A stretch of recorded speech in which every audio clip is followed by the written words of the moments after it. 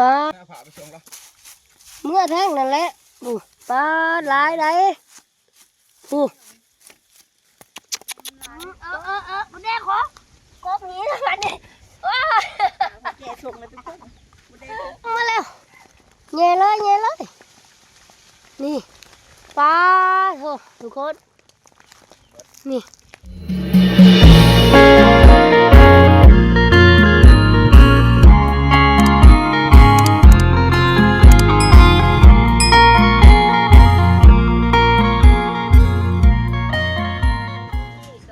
พ่อแม่พี่น้องผมบอกกับสระเก่าสองระดาสาวลาวนะก็ยินดีตอนรับเขาสอนพูดระดาสาวลาวคือเก่าพี่น้องมือออกมาหน้าคือเก่าทุกคนเลยกำลังแล้วอยากแล้วงานอยู่เฮือนเนาะสระกับข้าวอยาก2-3 มื้อเนาะบ่ได้ลงคลิปให้พี่น้องเบิ่งมื้อนี้ก็เลยชวนกันกับจะต่อยกับบอกคำลาออกมาหน้าเนาะพากันไปหากินจักสิได้อีหยังแน่ละมื้อนี้คิดว่าสิไปหาแหน่ไข่มดแดงมาก่อยนะทุกคนเนาะสิได้จักบ่อเนาะบ่เคยไปจักเทื่อสิลองไปเบิ่ง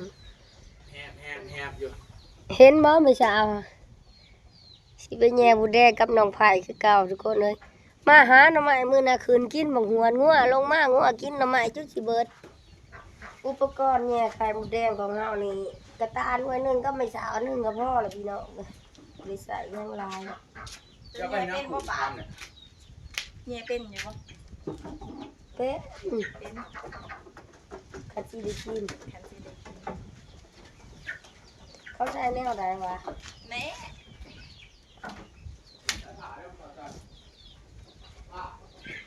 เขามาเสียหันเขาก็เอี่ยว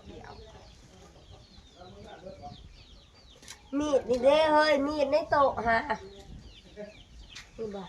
เอี่ยวเป็นเมื่อกี้ไม่สิรู้เลย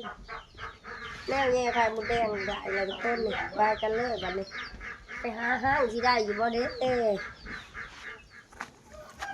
ก็แนวมันปงขึ้นมาใหม่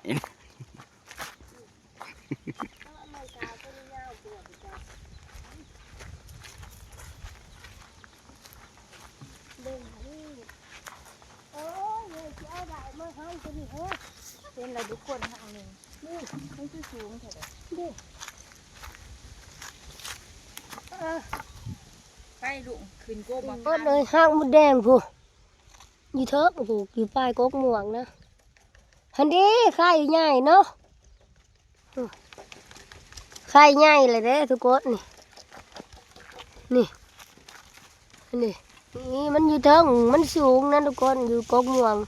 ให้เบาคำลาขึ้นเจ้าด้าขึ้นมาได้กกม่วงตัวนี้นี่แหละผู้ทุกคนมีไข่ใหญ่คูลงมาหมดแดงครบหามบ่เร็วแล้วโอ้หมดแดงครบหามเลยบอกคำลาแง่มันเหี่ยลงมามีแต่ไข่ใหญ่ๆเลยนี่นะนี่โอ้มันเหี่ยนะกี่ดินกระตา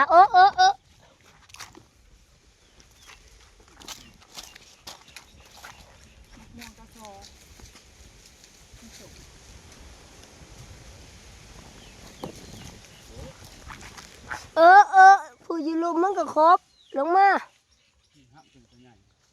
เอาได้จะได้เอาบ่ได้มันครบหลายเดี๋ยวก่อนมันครบมันครบแล้วมันเด้งครบแล้วหลายนี่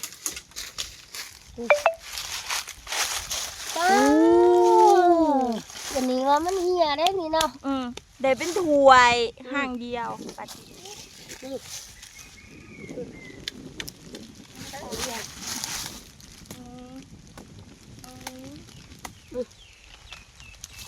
คันได้เบิร์ดมีเพิ่งได้ร้ายกว่านี้เนาะปลาพี่น้องทุกคนเลยใช่นี่คือใหญ่ปลา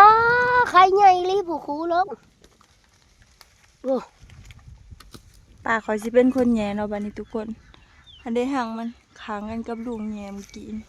มันครบเนี่ยตายบอกคำลาแล้วแย่ห้างตัวนั้นเลยอย่าหือเสือดิบอกคำลาแล้วแย่ห้างตัวนั้นโอ้ยเอาแย่นี่ครบนี่นะ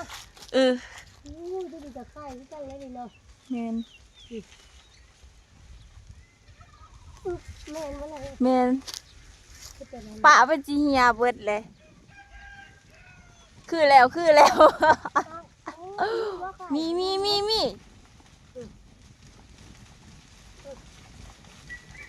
อู้ บ่ล่ะ เฮียลงเบิดเลย โอ้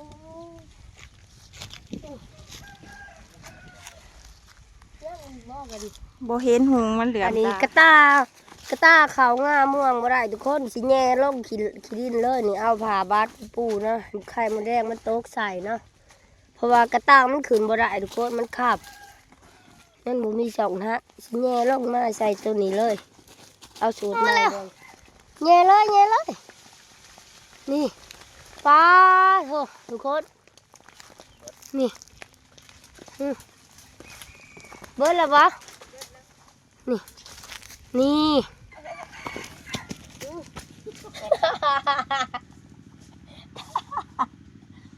แซ่บมีแต่ไข่สดๆเนี่ยเอ้า แม่ก็มีแม่เป็น ทุกคนแซ่บแซ่บเด้งใหม่ๆคักเนาะไปก่อนเอา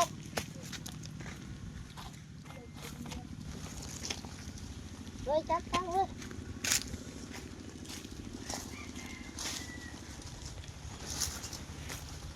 โอ้ยไปกลัวบ่ได้เลย ปากกับลูกปากกับผล ก่อน ถอน เอา ไว้ เล ถ ย อนไว้มันสิดูบนขา สวยทุกคน หลังจากที่เขาทอดแล้วก็ได้ถ้วยน้อยนึงนะสูตรใหม่นะปูผาย่างเอาอยู่หลุมเลยนี่โอ้อันนี้เฮ้ยให้แม่มันไตออกก่อนนี่เอาอีกเกลือที่ช้องนี่เมื่อละบนเย็นไงป้าทุกคนนี่มายังอยู่คูอีกผู้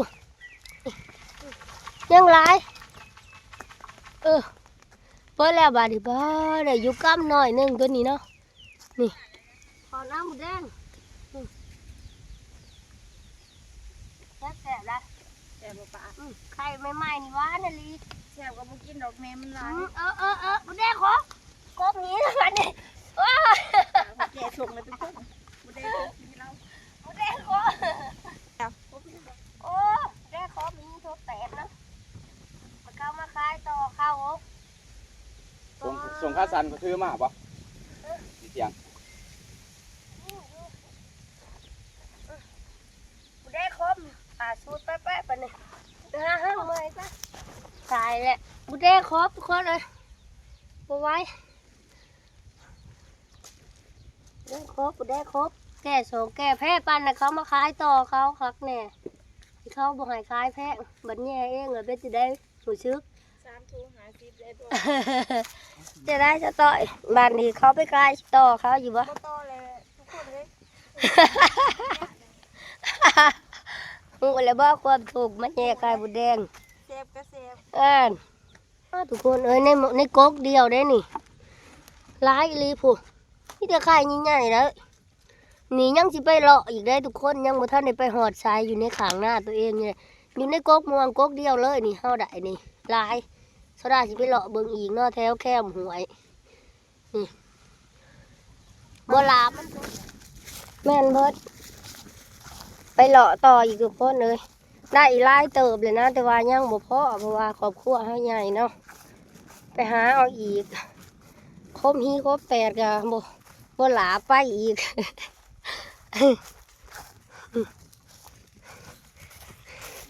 แม่นห่างใหม่ที่ห่างเขาเรียกว่าห่างเขาแหน่ ห้างใหม่ เรียกว่าเขาแหน่ มาแย่พี่ทั้งในพี่ปาดปากติวพี่น้องเอ้ย ป้า ซากุระ ดอกซากุระ ซากุระเมืองใด เมืองลาว อยากกินแกงใช่ปลาคอดิพักติวงามๆนี่ผู้ไปบ่มือเอาเลยไปบ่พี่ข่อยไปยืมพาผู้เฒ่าเจ้ในเที่ยงเรานี่โอ้นี่แต่ห้างใหญ่ทุกคนเลยมันสูง โอ้เอาผ้าไปพัน อ้าวล่าสุดกะพัดเลยนะทุกคนเพราะว่ามันอยู่สูงเขาเอาบ่เทิงผู้ให้เบาคำหลาจัดการเลย พันงะข้างม้าลงก่อนเฮาให้มันลงจักหน่อยเนาะป๊อดไข่มันคือสิร้ายแม่มันผูเป็นบือเลยมันออกมาปั๊มเอาหักกกที่สองเลยนี่ทุกคนเนาะ แม่น กกที่สองที่เฮาสิมาปั๊มเอานี่โหเฮ็ดจังได้กิน ก่อย ก้อยบ่ป้ากับน้องป้าไอ้น้ำบ่ทันอาบได้นี่ กูแดงขาวห้อยมันหมิ่น กับเมื่อจังสิอาบ กูแดงขาวครบเอาครบเอา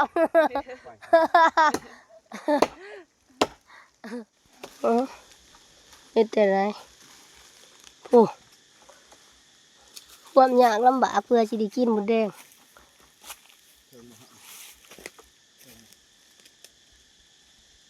ไข่เนาะ ได้ทุกคนนี่ห้างดำนี่เบิดแล้วบ่เบิดห้างแล้วบ่เฮ้ย เบิดแล้ว3หางอีก2หาง เอา บ่มี ล ไข่ งมาได้หรือบ่มัน ได้บ่ ถ้าความก็ที่ลูกมันเหมือนไม่สิความตัว เหมือนมัน มันหนักบ่ เกาะ อู้ย คือเป็นตาได้หลายแท้เฮ้ยป้าห้างนี่ก็หลายเด้ทุกคนนี่โทษเนาะ แม่เอาผ้าไปส่งแล้ว เมื่อแท่งนั่นแหละปูปลาหลายได้ปูโอ้บาทนี่ พยาบาล หลายปูซ้ำสิกินบาทนี่หลายเด็ดขนาดทุกคนเลยเฮาได้หมูแดง2กกนะทุกคนตอนนี้เฮากับสิพากันมาเที่ยงเลยเพราะว่าคือพ่อกินแหละเฮากับสิพ่อเนาะได้หลายแหละพ่อกินพ่ออยากทุกคนเอ้ยมือนี่มานขนาดมือนี่เนาะออกให้ออกหน้ามาหาขายหมูแดงหอเที่ยงก่อนจะได้เมื่อยบ่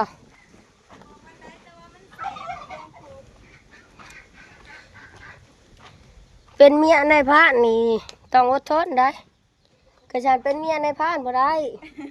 ทนได้บ่ละบาดนี่ กับกรุงเทพตอนนี้ทันบ่ ฮะ ขันทนบ่ได้หันบ่ให้เอาพัวในพระ น้องฝ่ายคอยมือไงนี่สีมือนี่กดเอาตอนนี้เฮามาฮอดเที่ยงแล้วทุกคนเอามาเทใส่กระดกให้แม่มันไต่ออกตัวนี้ห้างต้นที่สองที่เฮาไปแย่เอานี่ตัวบอกคำลาปั๊มนี่ก็ค่าอยู่หาขายมันใหญ่เนาะ โอ้โอ้โอ้ ครบ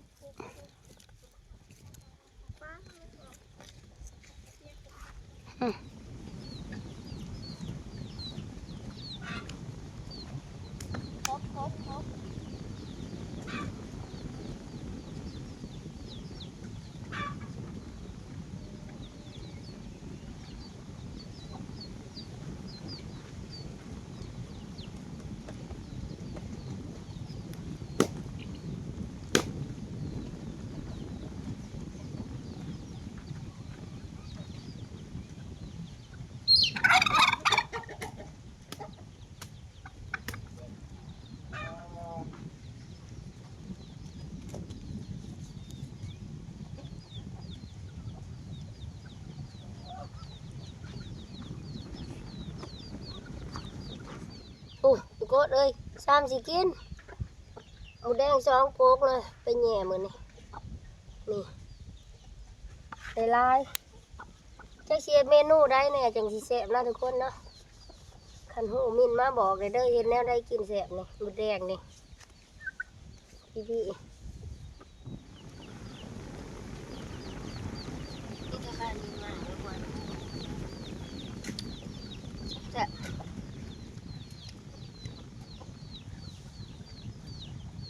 บอกทุกคนบอกว่าอีบ่มัน ไปอยู่เที่ยงเผาเที่ยงหน้าให้นี่ไข่บุญแดงเลยร้ายบ่คากบ่ก้อยคากล็อกแล้ว นี่เพิ่นบ่ได้คืนปลาทุกคนนี่แซ่บบ่ตาบกม่วงค่ะ ฮะ FC ถามหาตาจอยบ่ได้ยินหูหนวกมีแค่นี้ป่ะ เออแซ่บบ่วันนี้โอ้จะเจอ ใครหา FC ฮะ FC ประเทศใด อยู่ไทย ไทยถามเขาว่าแนวใดล่ะ เขาว่าตาจ้อยบ่ได้เมื่อบ่เขาว่า ฮะ บ่ได้เมื่อบ้านอยู่พี่เลยบ่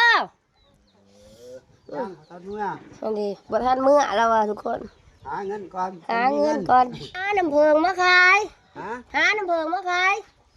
หาน้ำเพิงขึ้นไปตัวดิเจ้าน้ำเพิง เห็นบ่แจ้งเฮ็ดจนหน้าบาดเลยพวกเห็นบ่ไปตักก่อนเดี๋ยวเขาก็เข้าเมื่อบ้านทุกคนเมื่อหาเฮ็ดก้อยไข่มดแดงกินเนาะเพราะว่าตอนนี้เป็นเวลาสิเที่ยงเลยนะแดดก็แดดไข่เอาผมหมดแดงดูข่าวบ่ มะขาวเลยเป็นหน่วยยังบ่อิ่ม อร่อยสิมาแกงแมมหนอทุกคนนี่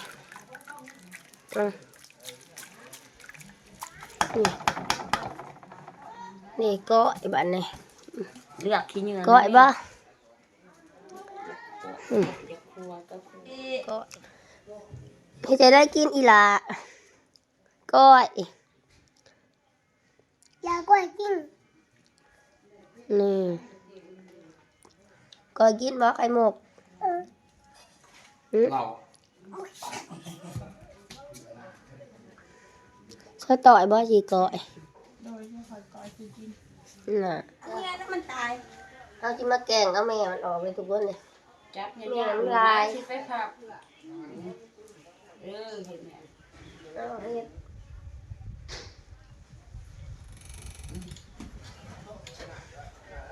ยกขึ้นมา สั้นเป็นเนอะ ลูกหักกระหู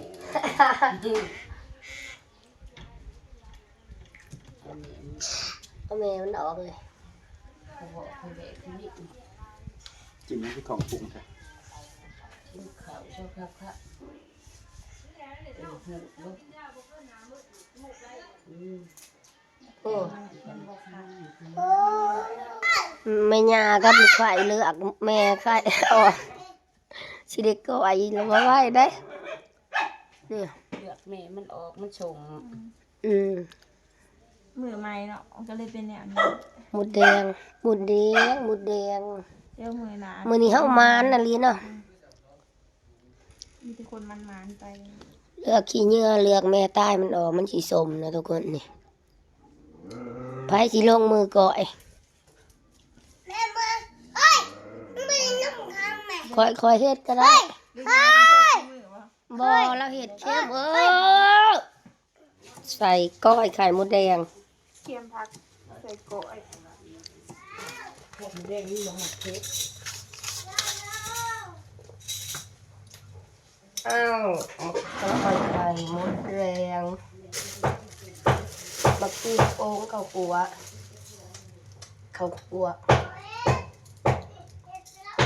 น้ำตาลหน่อย ชั่วว่าเห็ดเป็นชั่ว หมักอีก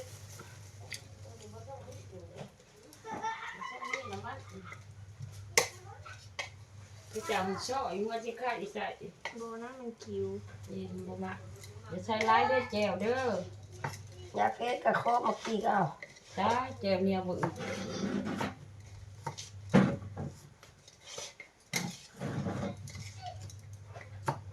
นี่หนังปลาแดก ใส่ที่เล็ดลงกระไร ตักกระโดดคนโบราณมาได้กินร้ายได้เด้อเป็นลูก แม่คนโบราณนะใส่พอเป็นพิธีขั้นมันหนวดอะไรก็บ่ใส่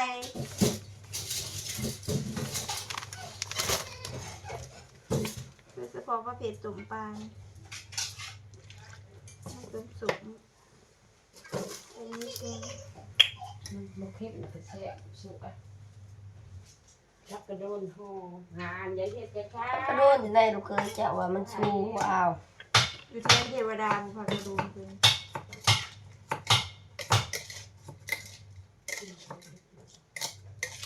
เอางอกลงเลย มันมี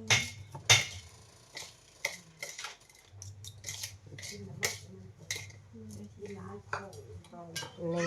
เอา หน้าตาของหมู่บ้าน แซ่บ แซ่บบ่ป้า เออ แซ่บแล้วแหละบ่ต้องเสียบดอก แซ่บ ไป แล้วทุกคนนี่มากินข้าวน้ำกันเนาะสดาก่อยเองไข่มดแดงมากินข้าวน้ำกันทุกคน เด้อมาเด้อก่อยไข่มดแดง ข้าวจอยก็พอเลยเรา มี กิน คน ข้าว ขอเหมือนกัน อยากได้เงินซื้อเลยได้ข้าวจอยเป็นว่าย่ามบ่มีเงินมันมา เอิ้ เล น ย เขา เพิ่น แน่กินเขาเอิ้นเขากินหมูแดงมาสิ มีไข่มดแดง ก่อยไข่มดแดงอาหารสันสูง เพื่อจะได้กินไข่มดแดง บาดเบิด จนแซ่บบ่สิมีแต่ตุ่ม เพื่อจะได้กินไข่มดแดงนี่นะทุกคนนี่ บาดเบิดเบิด หอยเฮือบริยากมันเขาไปครบบ างคนแผลก็เป็นกลุ่มพวกเปื่อย